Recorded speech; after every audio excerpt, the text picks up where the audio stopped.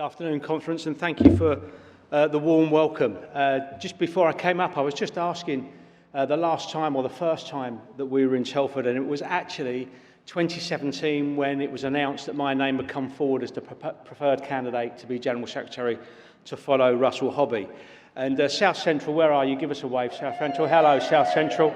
We're all in the same hotel, and I wasn't allowed to tell anybody until it was officially announced. And I went down to breakfast, and South Central said to me, "Come over and join us for breakfast." I said, no, I'm in my new suit, polished shoes and all the rest of it. I can't possibly join you. You're going to ask me who it is, and I can't tell you, so I sat on my own. And they kept on and kept on, who is it, who is it? And all I said to them was, I think you'll be pleased when you hear it. And they said, are you pleased? I said, very. And apparently it still came as a shock, despite a new suit, polished shoes, that it was me. But I'm very, very grateful that you're going to give me another 5 years. It was at Telford where I said, accepting that nomination, that who knew I would fall in love with school leaders. I truly have fallen in love with your profession, what you do and what you deliver.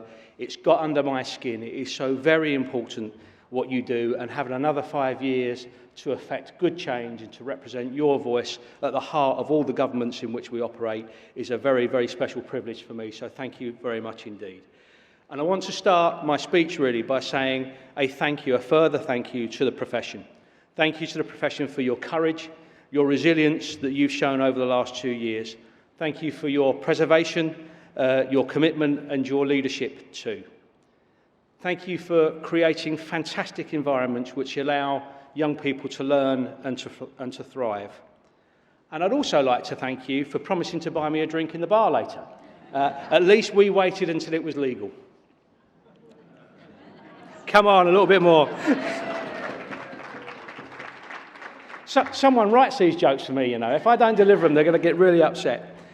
Joking aside, I wanted to let you know how grateful I am and how much I recognise the extraordinary efforts you and your teams go to in making your school the amazing places that they are. And it's so hard at the moment that your success and your efforts are astonishing.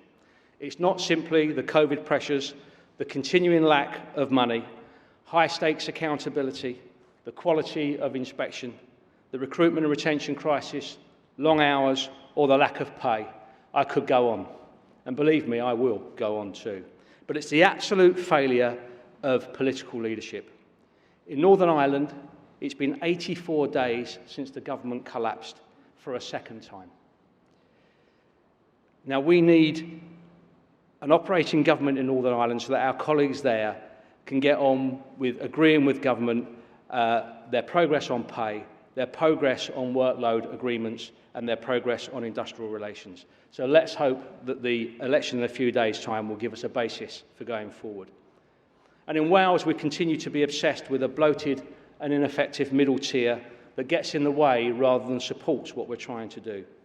And it's not just us saying that in Wales, it's also the independent studies into what's going on in Wales saying that it's a waste of money and it doesn't deliver. So let's clear the decks, let's save some money, and let's get on with the job of sorting pay and education reform in Wales. And in Westminster, well, where do I start? Let me first reiterate that NAHT protects its political impartiality and its political independence absolutely jealously. So what follows is not a party political speech, it's a complaint about politics and a description of why the failure of an out-of-touch government is making the job of producing well-rounded young adults ready to play their full role in society so very difficult. Now, the basics taught in school are not how to write and how to count. The first things are about self-regulation, good behaviour, decency, honesty, integrity, things that are hard to observe in the UK government right now. Now, I'm not that angry that whilst we all obeyed the rules in the most desperate of time, our leaders parted. In the scheme of things, the offence of having a glass of wine and a slice of cake is minor. But for the Prime Minister of the country to mislead us about it repeatedly is unforgivable and clearly in breach of the standards of our democratic institutions.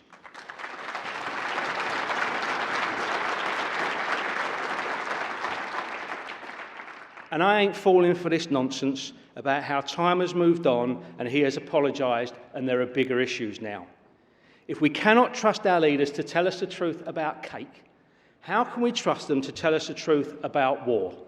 How can we trust them to tell us the truth about refugees? How can we trust them to tell us the truth about the economy? And how can we trust them to tell us the truth about the progress of the pandemic? And how can we trust them to tell us the truth about their plans and ambitions for education?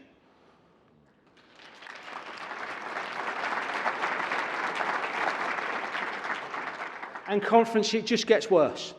MPs have a basic obligation to protect the institutions of democracy. By failing to act on the lack of veracity for political reasons, they erode democracy and they corrupt it in front of voters and in front of young people. All those failing to call out bad behaviour should be ashamed of themselves. And then come the ridiculous attempts to evade and to hide the depth of wrongdoing. And of course, the targets are always the very public servants that saw this country through the crisis. According to Michael Fabrican MP, you were all off having a party in the staff room at the end of each working day. What utter nonsense.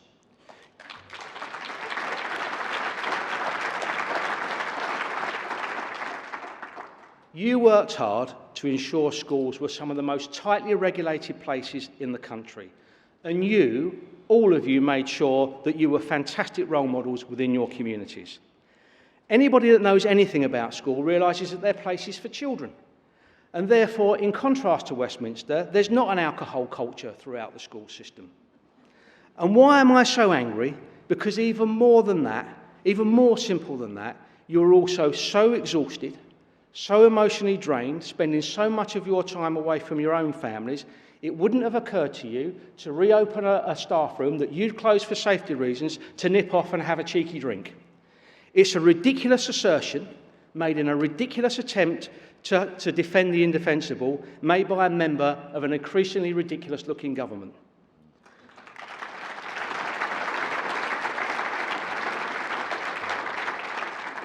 And this all matters because young people can see this playing out before their very eyes.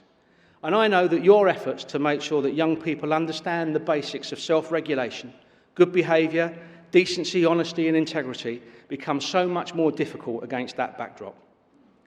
Like the rest of us, young people see on the television every day the appalling scenes from the Ukraine. And before that, the difficult scenes from Afghanistan and the difficult scenes from Syria too. They also see refugees, desperate humans arriving on our shores in rubber boats from France.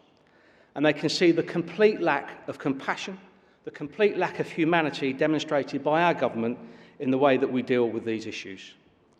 Young people are not stupid.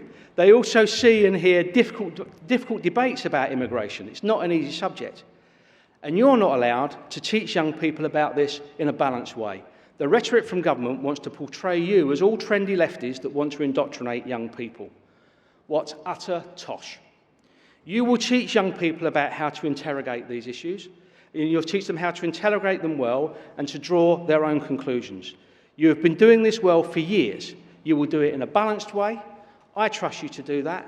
Government should trust you to do that. They should simply get out of your way.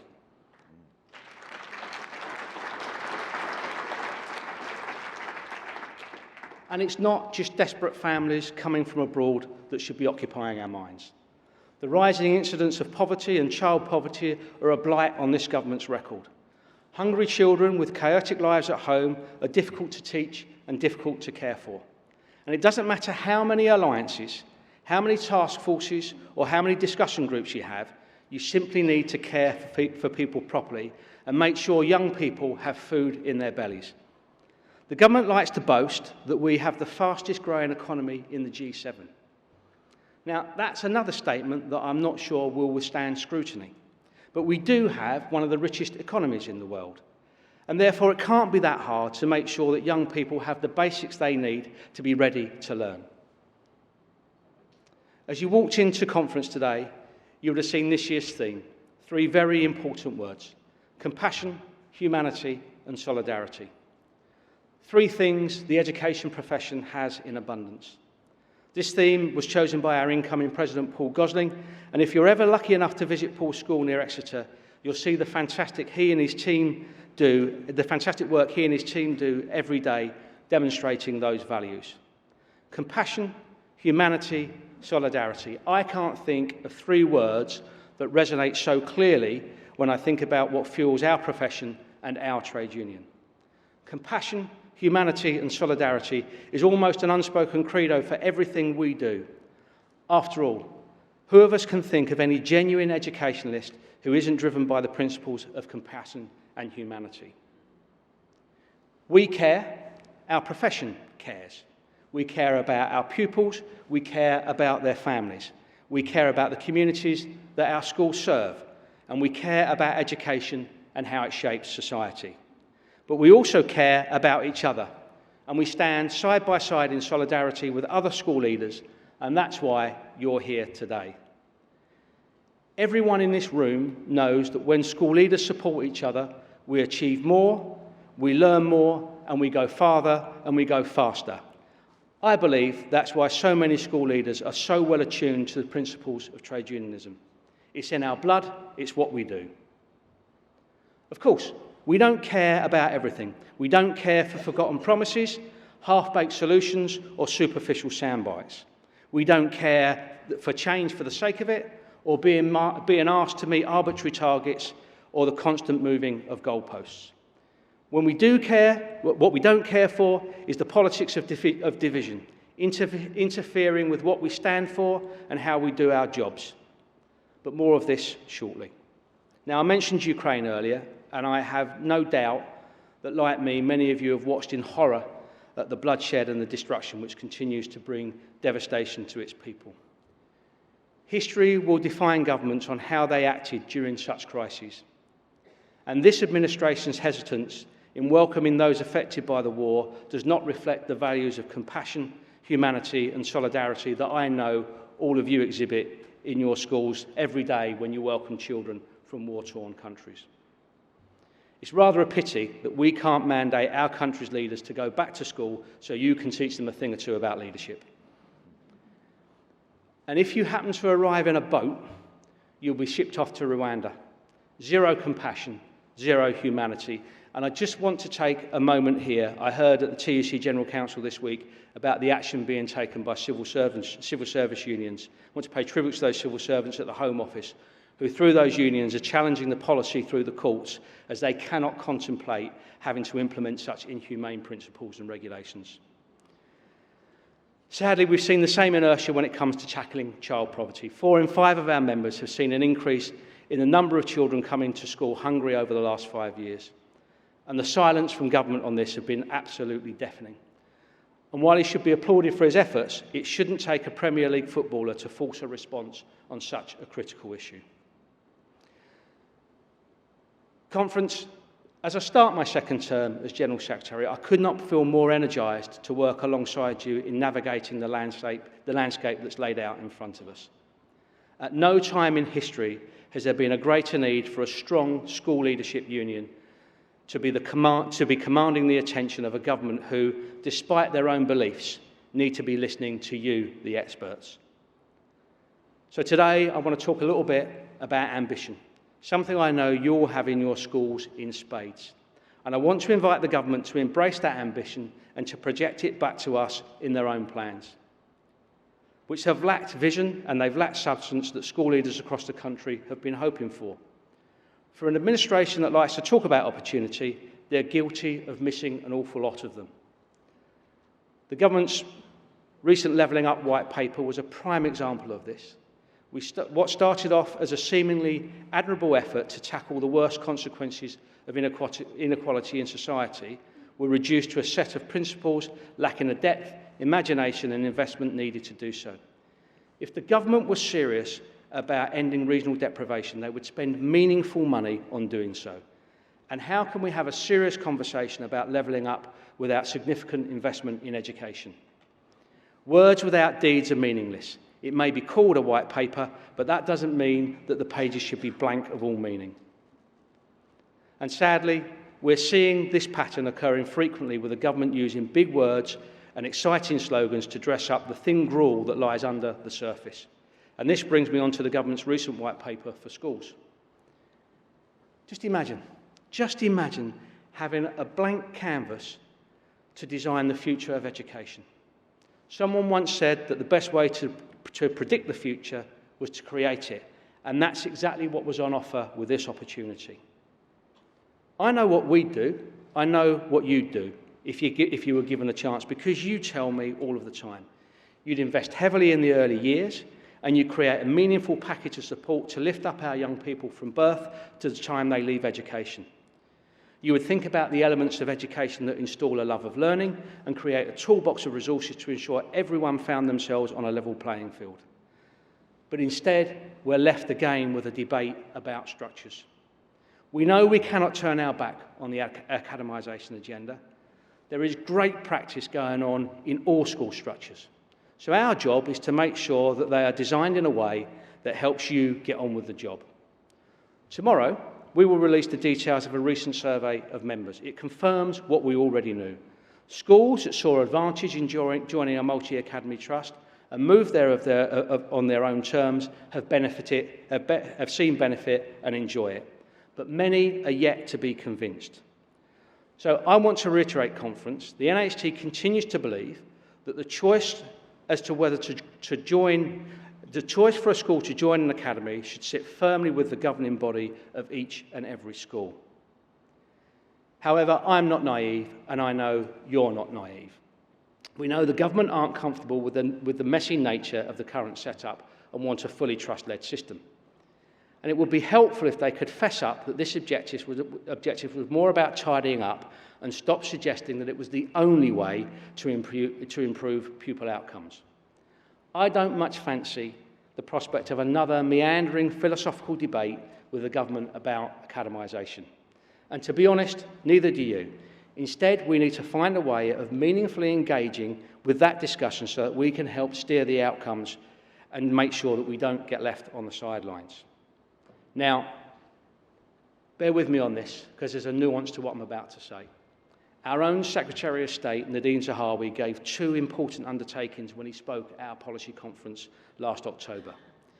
He said he would be led by the evidence, and he also said that he would not set an arbitrary date for joining a strong family of schools. Now, to be fair to him, and in a welcome contrast to some of my complaints earlier about government, he has not quite broken those undertakings yet, but he is sailing very close to the wind. The talk of schools being on the journey by 2030 looks like a deadline to me, but he has not taken powers of compulsion yet.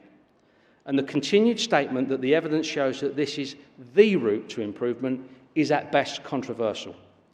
And that's why I'm so disappointed that the government has not been able to field a minister for our conference today. Today was an opportunity to provide the reassurance and reset the foundations for the discussions that we will need to ensure that the evolution of the school system delivers for schools and delivers for the country. Our message is simple. Develop a compelling case, not a case for compulsion.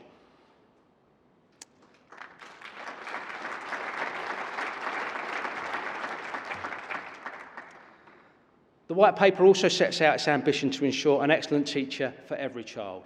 This is, of course, is admirable, and there are other parts of the paper which give you a sense of genuine ambition. But once again, where is the commitment to providing the support needed to make this happen?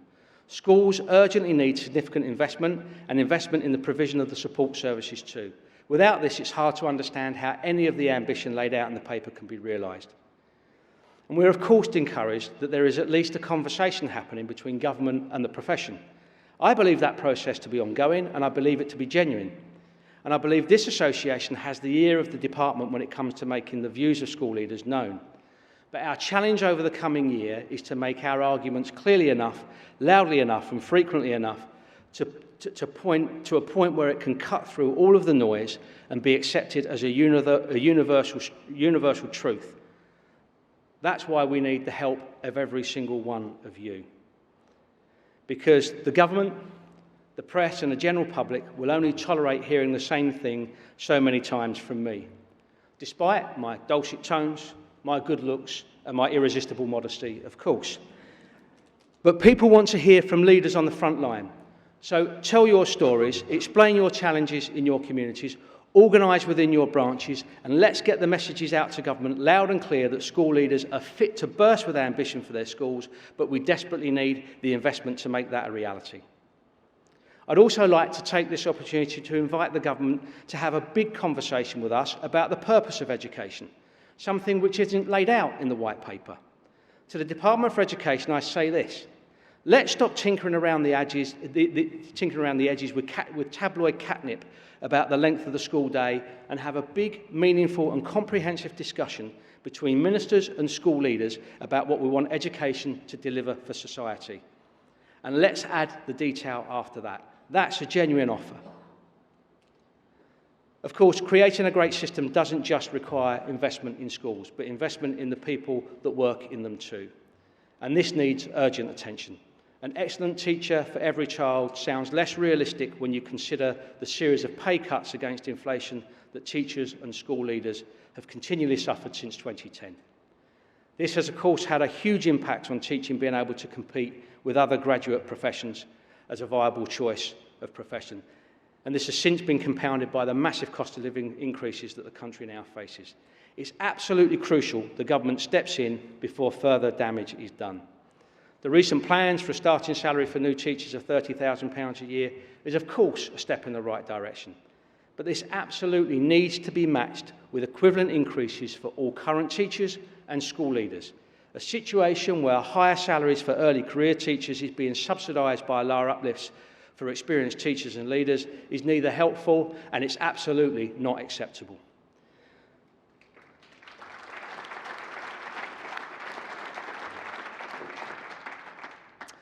The constraints placed upon the STRB have eroded confidence in the process. And government, you're a beat away. You're just a beat away from all the industrial difficulties the review body process is designed to avoid. Wake up, government. This is a crisis that you can avoid. But it's not just about pay. We can't ignore the mental health crisis that we're going through in the country and the impact this is having both on the learning and teaching sides of the divide. I'd like to take this opportunity to thank our outgoing President, Tim Bowen, for spearheading such a powerful campaign about staff wellbeing during his term of office. And I'm sure many of the resources and services signposted within that campaign have been a great help to many of our members too. But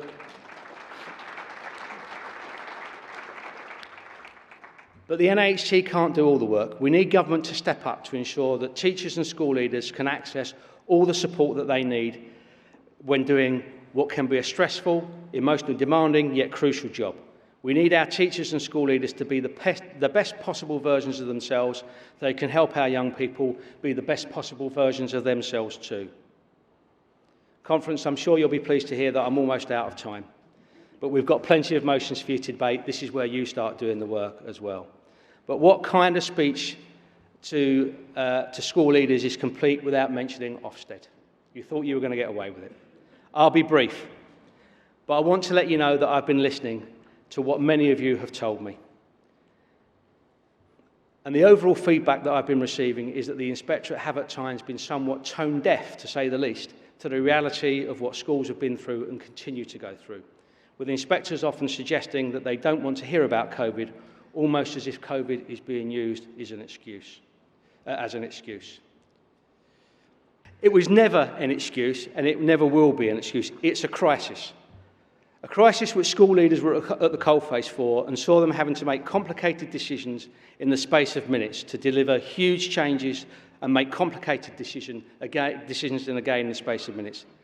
You had to deliver huge changes to educational provision, deal with issues of critical illness amongst staff and pupils, and to communicate last-minute changes to guidance while still trying to digest it yourselves. The fact that schools continue to operate at a time when so many elements of society shut down is nothing short of miraculous, and schools and school leaders should be commended for making it happen. Rather than brush it aside, Ofsted, I implore you to fully reflect on the context which has led to where schools find themselves now. How else can you achieve a proper picture of what success looks like and how far schools have come? Conference, I stood before you in October of last year and we talked about our hopes for education recovery. And despite everything, I still remain hopeful. I remain optimistic. that through meaningful dialogue with governments, we can highlight the key areas that need their attention, but it's hard not to feel frustrated when we're met with the right noises, but without the concrete plans to back it up. The point is, the profession is full to the brim with people who have the talent and ideas, the energy to take education forward. Now we need the resources to do it. Conference, we all know this government loves a good party. So why don't they give the rest of us something to celebrate? Fully funded schools, an end to child poverty, well-resourced support services for pupils and families, the money for the early years that we need, pay restoration, and a system that we all agree upon. I genuinely don't think that's a big ask for what we're getting in return. So let's keep demanding it until we get it. So colleagues, enjoy the conference, engage in the debates, vote with your whole heart, and if you see any of your peers looking a little bit worse for wear on Sunday morning, please remember to treat them with the compassion, humanity and solidarity that I know you're capable of. But for now, let's get to work. Thank you, conference.